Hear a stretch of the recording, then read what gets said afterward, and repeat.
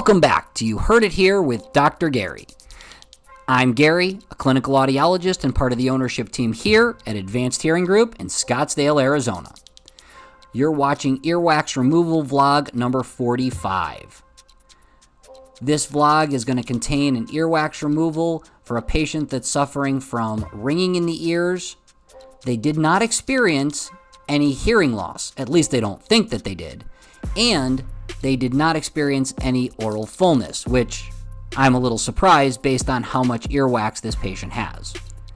So you can see that earwax can cause a bunch of different symptoms, and it's a little different for everybody. If you like these wax removal videos, please take a moment to like and subscribe.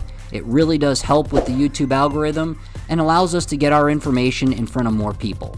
The more people we get our information in front of, the better our YouTube channel does.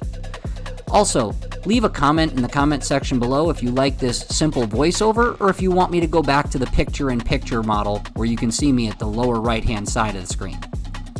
Our Did You Know today is about tinnitus. Did you know that despite people thinking the ringing in their ears causes them not to hear, it's actually the fact that they have reduced hearing that's causing the tinnitus? The number one cause of tinnitus is hearing loss.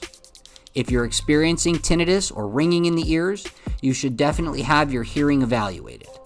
Despite there not being a cure, and when I say a cure, I mean a magic pill you can take to cure tinnitus, there are definitely some treatment options.